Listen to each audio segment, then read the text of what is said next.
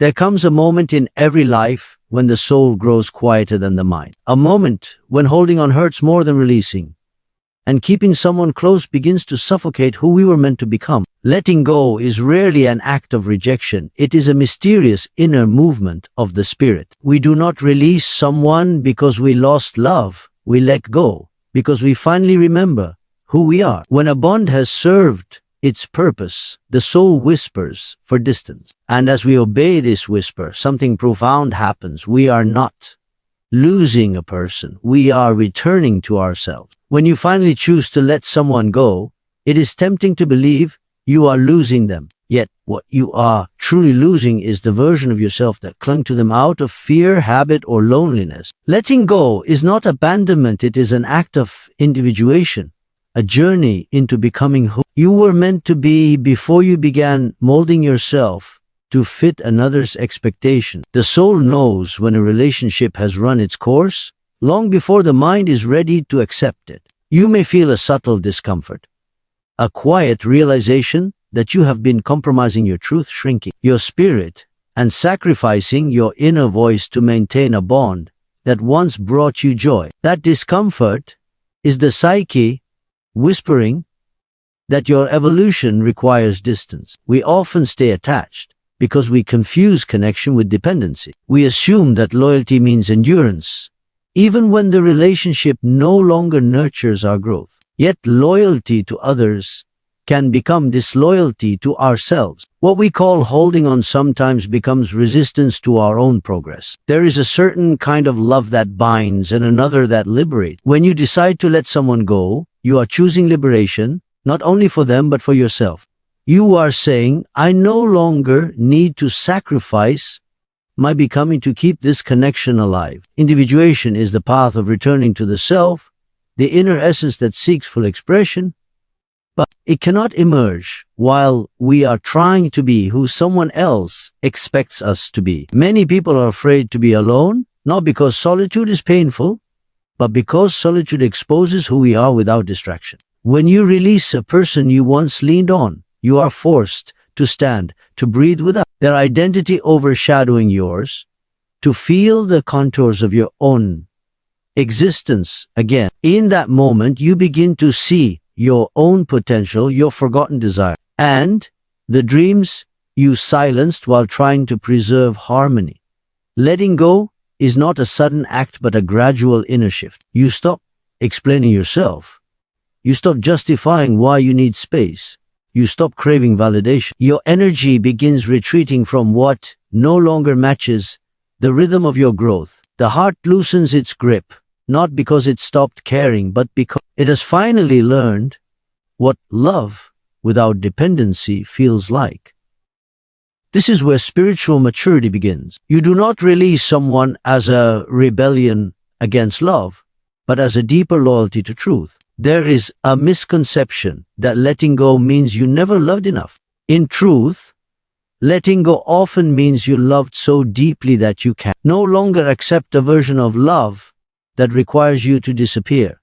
Love should never demand the abandonment of the self. If someone asks you to shrink so they can feel bigger, to silence your needs so they can feel comfortable, or to neglect your dreams so they can feel secure, that is not love, it is attachment masquerading as affection. True love grows alongside you.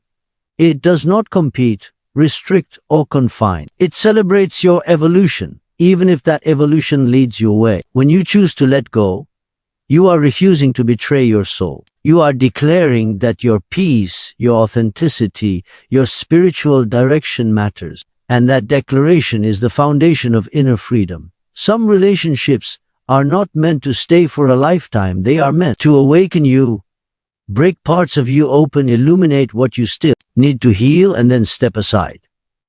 We are not meant to keep every person who arrives. Some connections are bridges to deeper self-awareness. Once we've crossed, there is nothing left on the other side to hold on to. Individuation demands courage, the courage to disappoint others, to be misunderstood, to choose self-respect over approval. You will likely grieve not just the person, but the dreams you built with them, the identity you once held, and the comfort of the familiar.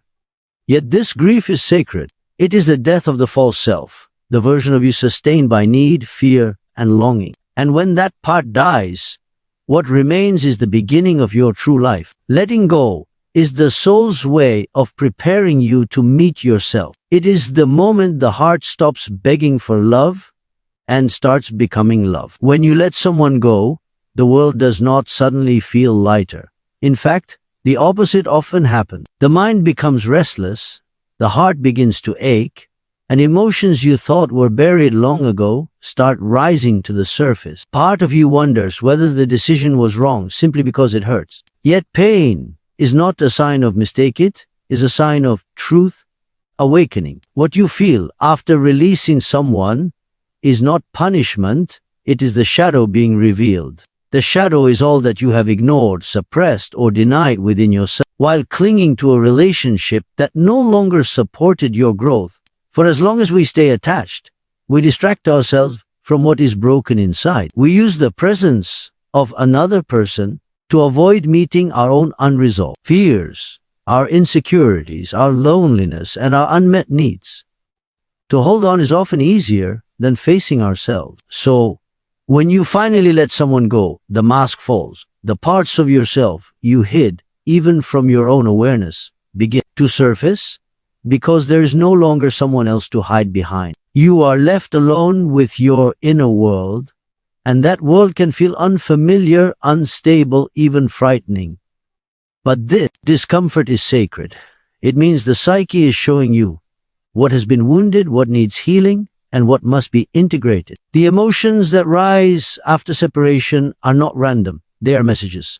Sadness may reveal your fear of being forgotten. Anger may show how often you silenced yourself to maintain harmony. Anxiety may expose a long history of choosing others to avoid choosing yourself. These feelings were never created by the person you let go. They were only waiting for the moment their presence could no longer be ignored. They come forward not to torment you, but to guide you back to yourself.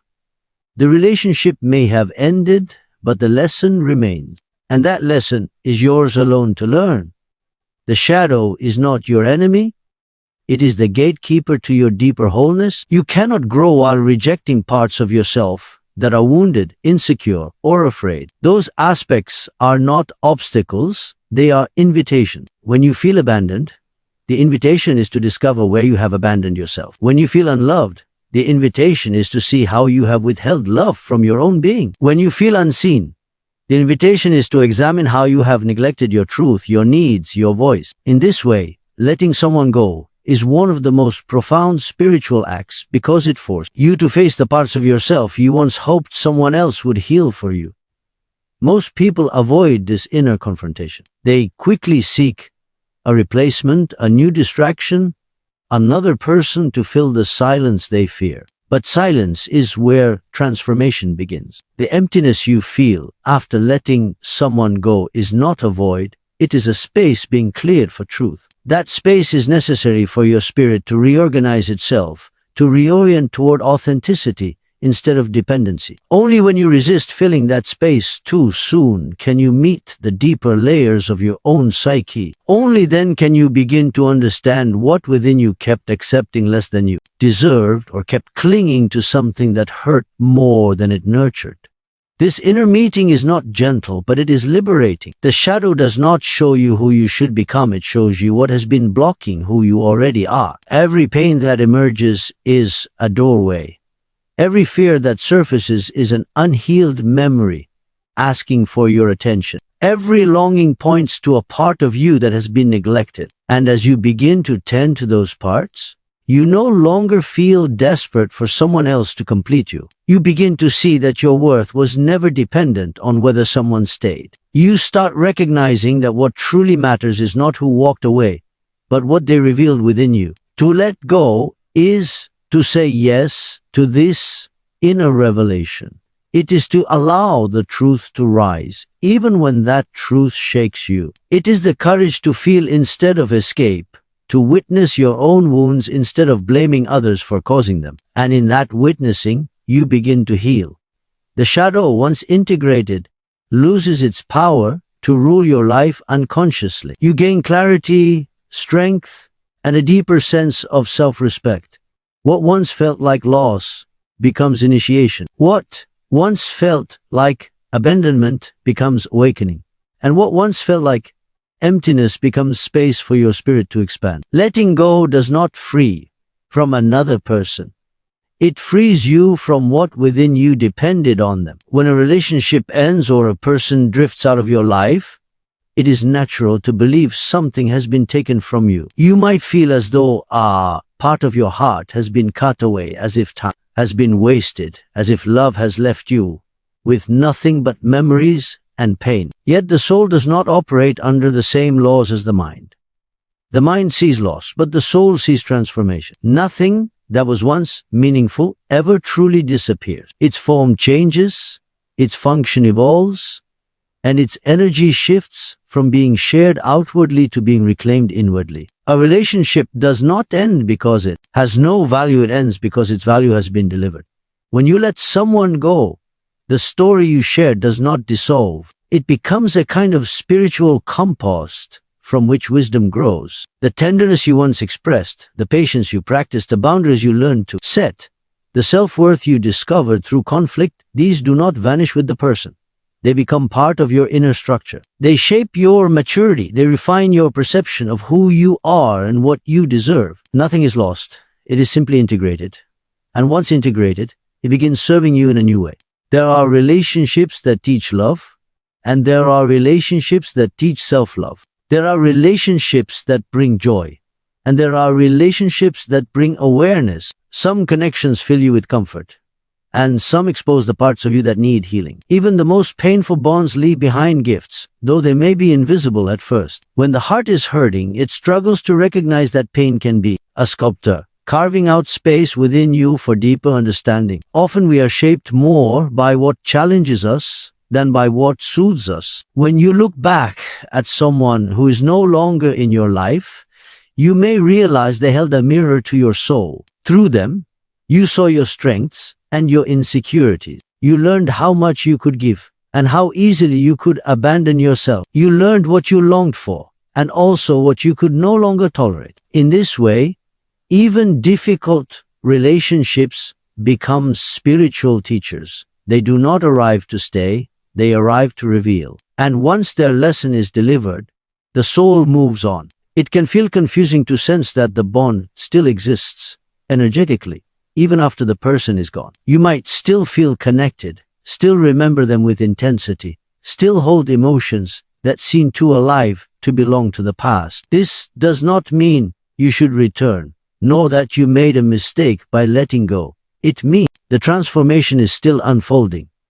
The energy between souls does not evaporate, it matures. What was once emotional attachment slowly becomes understanding, acceptance, and gratitude. The love that once demanded presence becomes love that simply honors the experience. You do not cut the connection. It evolves until it no longer binds you, only enriches you. The transformation continues as you reclaim the parts of yourself you invested in the relationship. The love you poured into them begins to return home. The effort, the dreaming, the sacrifice, the devotion, all of it flows back into your spirit, not as longing but as strength. The soul does not lose what it gives away. It becomes what it gives away.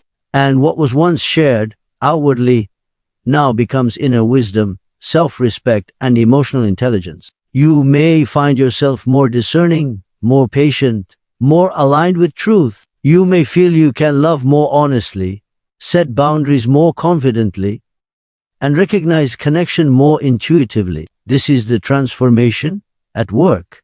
The mind may still cling to old moments, replay conversations, or imagine alternate endings, but the soul knows there was never a mistake. Some stories end not because they were wrong, but because they fulfilled their purpose. Not every person who enters your life is meant to walk with you forever. Some walk with you only long enough to show you the direction you must go next. Once the insight is delivered, once the heart has grown, once a deeper layer of self-awareness has formed, the soul gently releases what is no longer needed. This is why letting go is not about erasing someone. It is about allowing their impact to transform into wisdom. It is about honoring the journey, not clinging to the traveler.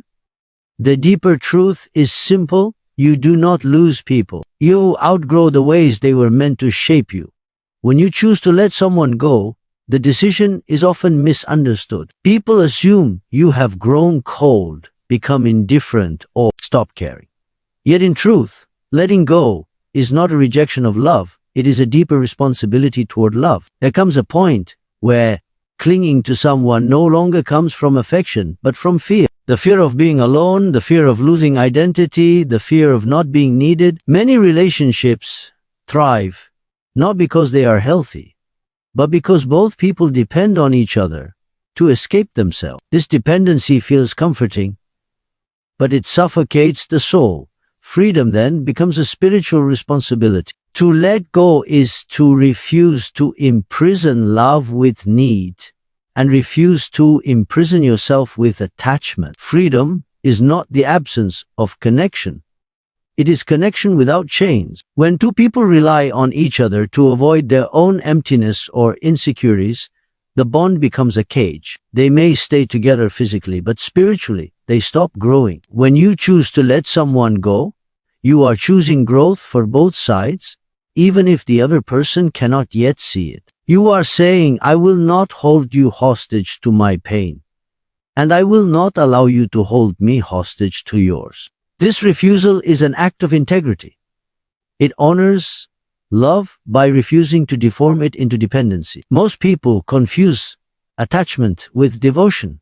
They believe that loyalty means never leaving, no matter the cost. But what loyalty is it if staying requires the slow erosion of your inner world? What devotion is it if you lose yourself while trying to keep the other person satisfied? True love does not demand the sacrifice of your authenticity. It does not ask you to silence your needs, shrink your dreams, or settle for half of what your spirit is capable of. Being spiritually responsible means recognizing when loving someone is no longer loving yourself. It means choosing truth, even if truth leads you away from what is familiar. Letting go requires a strength that is often invisible.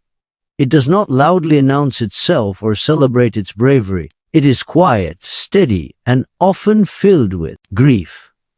But it is a grief born from honesty, not regret. You are not walking away to harm. You are walking away to protect what is sacred within you. And if the other person chooses to grow, your departure becomes a catalyst for them as well. Sometimes the soul grows best through separation, not togetherness. This responsibility to freedom also means resisting the urge to control outcomes. Letting someone go is not manipulating them into changing.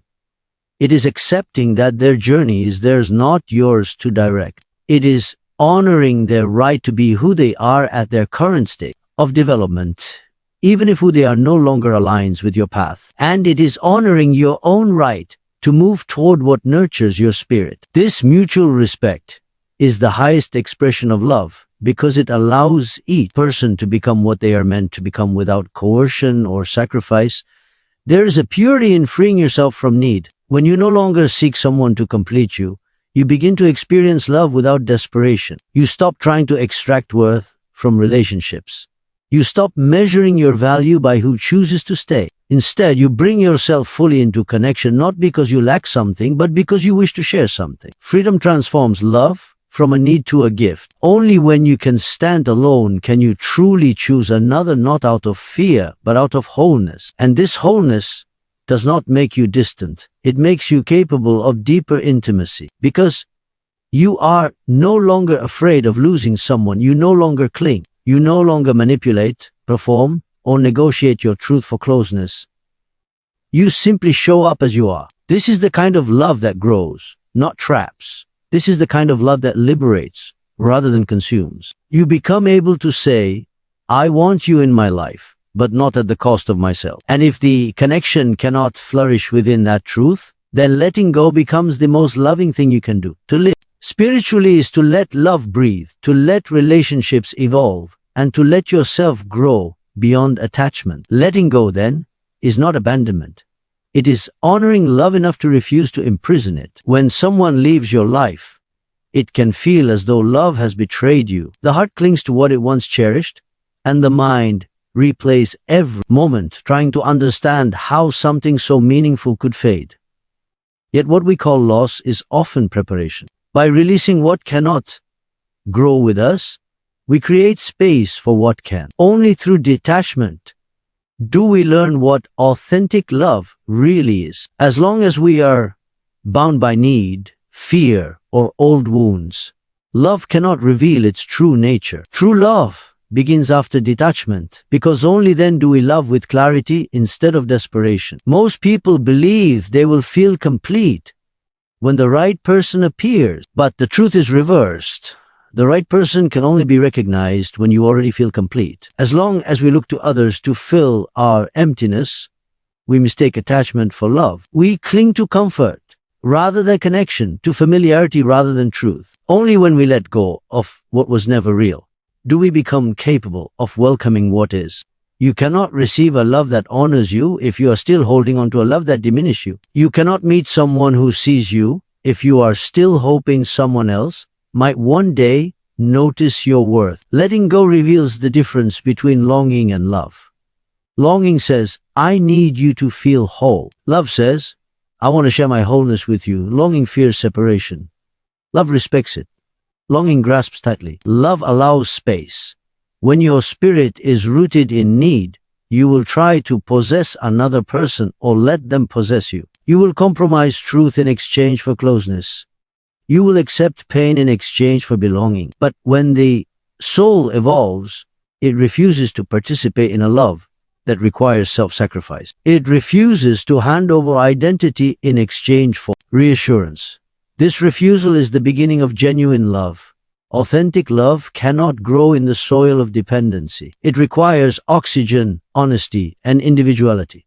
Two people who cling to each other out of fear cannot truly see one another. They are too busy trying to hold on to what they believe might disappear. Fear blinds while detachment clarifies. When you no longer need someone to stay, you can finally see who they are. And only then can you decide whether to walk with them freely rather than cling to them out of habit. Only then can you love from choice rather than survival. True love respects boundaries. It does not dissolve your identity, but deepens it. When you have learned to release what is not aligned with your spirit, you stop expecting love to fix you. Instead, you bring your own inner life to the relationship. You arrive with depth, with presence, with self-awareness. You are no longer seeking a home in someone else, you are offering a home within yourself. You are no longer asking to be completed, you are offering companionship from a place of fullness. This is what makes love sacred. It is not the merging of two half-souls, but the meeting of two complete ones. Letting go teaches you that love is not possession, not agreement at all costs, not emotional bargaining. Love is not keeping someone because you fear silence, nor holding on because you fear change. Love is the ability to say, I cherish you, but I will not lose myself for you. I care for you, but I will not abandon my truth to stay by your side. Love that demands self-betrayal is not love, it is dependency dressed as devotion. And dependency is always hungry, always unstable, always afraid. But love born from self-respect is steady. It does not beg. It does not chase. It does not hold anyone captive. The paradox is this: only when you no longer need love do you become ready for it. When the heart heals its fears, when the spirit stands on its own, when the self is no longer fragmented, then love can enter without distortion. It does not arrive to rescue you, but to walk with you. It does not arrive to fill what is broken, but to grow alongside what is already whole. And when that kind of love appears, it is not loud, desperate, or dramatic. It is peaceful, it is mutual, it is free. Letting someone go makes room for a love that does not cage you but expands you.